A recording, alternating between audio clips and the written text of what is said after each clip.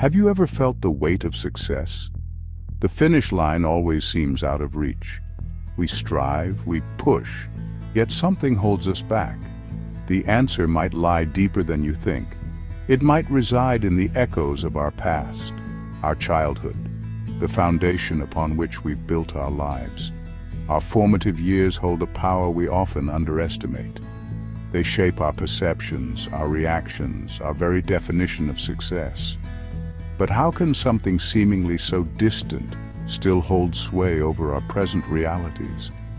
The answer is complex, woven into the fabric of our psychology. It's in the way we love, the way we work, the way we navigate the world. It's time to unpack the invisible baggage of childhood and understand its impact on our adult lives.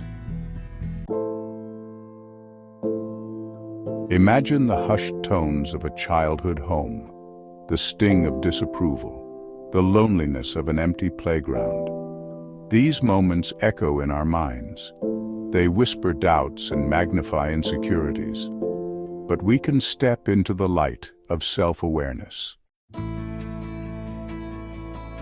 Imagine a child playing freely, secure in the knowledge that their caregiver is a safe haven. This is the essence of secure attachment. These children, when distressed, find comfort in their caregiver's presence, quickly returning to a state of calm and exploration. This early sense of security lays the foundation for emotional resilience later in life. Adults with secure attachment styles tend to navigate the world with a sense of self-assuredness. They form healthy relationships, communicate effectively, and are comfortable both giving and receiving love. They approach challenges with a growth mindset, viewing setbacks as opportunities for learning, not reflections of their self-worth. This secure base allows them to strive for success without being crippled by the fear of failure. In contrast, imagine a child clinging desperately to their caregiver, anxious about their every move. This is the hallmark of an anxious attachment style. Separation triggers intense distress, and comfort upon reunion is often tinged with resentment. This early anxiety often translates into a deep-seated fear of rejection and a constant need for validation in adulthood. Relationships become a source of both intense longing and crippling insecurity. Workaholic tendencies may emerge, fueled by a desire to prove their worth and earn love through achievement. They may overthink and overanalyze, constantly seeking reassurance while struggling to set healthy boundaries. This internal struggle can create a self-fulfilling prophecy, pushing away the very connection they crave. Now picture a child who seems emotionally detached from their caregiver, seemingly indifferent to their presence or absence. This is the essence of an avoidant attachment style. They've learned to suppress their needs, appearing independent but harboring a deep fear of intimacy. This emotional distance often persists into adulthood, manifesting as a reluctance to commit or rely on others. They may excel in their careers, appearing self-sufficient and in control, but struggle to form deep, meaningful connections. Vulnerability feels dangerous, leading them to erect walls and keep others at arm's length. This avoidance, while a defense mechanism, often leads to a profound sense of loneliness and isolation, perpetuating the cycle of emotional distance. Let's delve into the real-life consequences of these attachment styles with an anonymized story from Reddit.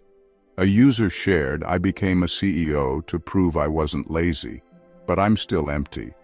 Their story shows how anxious attachment can manifest as relentless ambition, masking a need for validation. Yet a nagging emptiness persisted. True fulfillment requires healing past wounds and cultivating self-acceptance. On Quora, another anonymous user shared a heartbreaking confession. "My mom never listened, so now I stay silent." This simple statement speaks volumes about the long-lasting impact of an avoidant attachment style. Growing up in an environment where their emotional needs were dismissed, they learned to equate vulnerability with rejection. This early adaptation, while a coping mechanism, morphed into a pervasive pattern of self-silencing. They navigate the world with guarded caution, hesitant to express their true thoughts and feelings. Their story underscores the profound impact of early neglect on communication and intimacy. The fear of being unheard, ingrained in childhood, continues to dictate their interactions, hindering their ability to form deep, meaningful connections. The pervasive nature of childhood conditioning is further illustrated by another anonymized story. A Reddit user shared their struggle with people-pleasing, stating, "I'm constantly trying to make everyone happy, even if it means sacrificing my own needs." This individual, raised in a household where their worth was contingent upon their ability to please others, internalized the belief that their needs were secondary. This ingrained pattern of self-sacrifice, while often perceived as kindness, masks a deep-seated fear of rejection and a lack of healthy boundaries. Their story highlights the importance of recognizing and addressing the root of people-pleasing tendencies. True happiness and fulfillment come from living in alignment with one's authentic self, not from constantly seeking external validation. Finally, a Quora user shared their experience of achieving great success in their career, yet feeling profoundly alone. They confessed, "I have everything I thought I ever wanted, but I feel empty inside." This poignant confession sheds light on the limitations of external achievement in filling the void of unaddressed childhood wounds.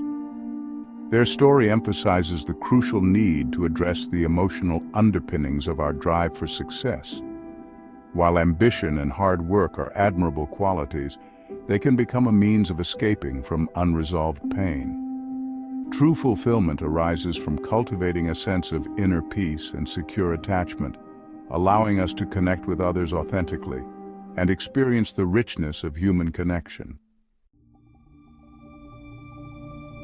Moving beyond attachment theory, let's examine how parenting styles directly influence our adult outcomes. Imagine a childhood governed by strict rules, unquestioned authority, and the constant threat of punishment. This is the hallmark of authoritarian parenting. While this approach may produce children who are obedient and high-achieving, it often comes at a cost. These children, conditioned to prioritize compliance over individuality, may struggle with self-expression and decision-making as adults.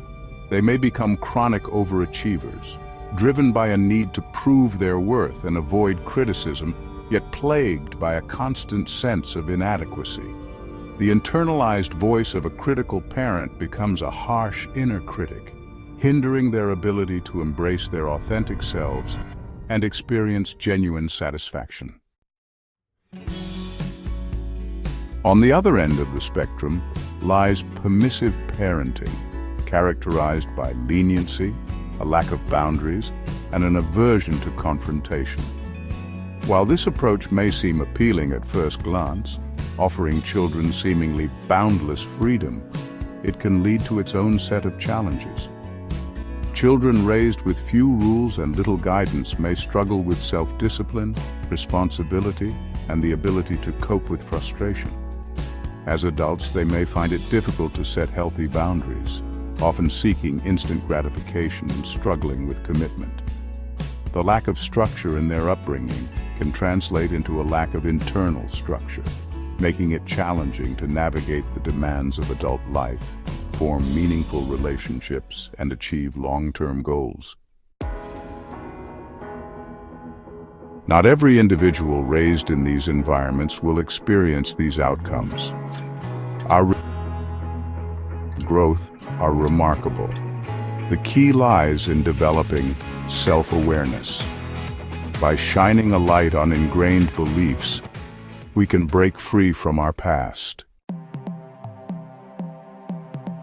For years, the prevailing belief in psychology was that our brains became fixed in adulthood, leaving us tethered to the neural pathways forged in childhood. However, groundbreaking research in the field of neuroplasticity has shattered this misconception, revealing the brain's remarkable capacity for change and adaptation throughout our lives. This means that the negative thought patterns, emotional reactivity, and behavioral patterns ingrained in childhood are not immutable destinies. We have the power to consciously rewire these neural pathways, creating new, healthier ways of thinking, feeling, and behaving. This process is not about erasing the past. Those early experiences will always be a part of our story. It's about recognizing their influence, challenging their hold, and choosing a different path forward. It's about understanding that while our past shapes us, it does not define us. One powerful tool in this rewiring process is the concept of reparenting. This doesn't involve literally going back in time.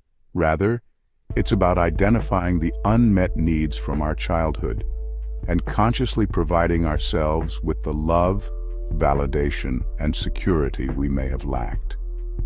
This might involve challenging the critical inner voice with compassion and understanding, setting healthy boundaries in relationships where we once sought validation, or learning to prioritize our own needs without guilt or self-sabotage. It's about becoming the loving, supportive parent to ourselves that we may not have had. Reparenting is a journey of self-discovery, requiring honesty, patience, and self-compassion. It's about confronting the pain of the past with courage and choosing to respond differently in the present. It's about breaking free from the chains of limiting beliefs and stepping into the fullness of who we were always meant to be. While the work of rewiring our neural pathways and reparenting ourselves is deeply personal, seeking support from secure, trustworthy individuals can be invaluable in this journey. Building healthy, supportive relationships with therapists, partners, or friends can provide a sense of safety and validation, allowing us to confront our vulnerabilities and heal. These secure connections offer a corrective emotional experience, demonstrating that vulnerability is not weakness, and intimacy is not something to be feared. They provide a mirror reflecting back to us our own worthiness of love and belonging, helping us to internalize these truths.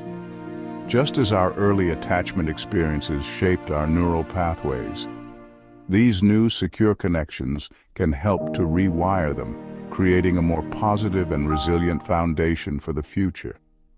They remind us that we are not alone in this journey and that healing is possible. Reflect on the lessons we've uncovered. Healing begins with self-awareness, acknowledging echoes of the past. Pause, breathe, and ask, what childhood lesson no longer serves me? Fear of failure from a critical parent, need to please others for acceptance, belief that vulnerability is weakness? These beliefs can become barriers, holding us back. Awareness is the first key to change. The journey is challenging, but the rewards are immeasurable. The journey back to our childhood can be daunting. Shadows and echoes of pain can make us turn away. But in those corridors lie keys to understanding ourselves. Our past informs us. It does not define us. Anxieties and patterns are echoes, whispers from a time when they protected us. We are no longer those children. We can rewrite our narratives. Healing and self-discovery are ongoing. Confront wounds with courage, forgive with compassion, and believe in your worth. Embrace your past, but don't let it dictate your journey. Step into the light of self-awareness and blossom into who you were meant to be.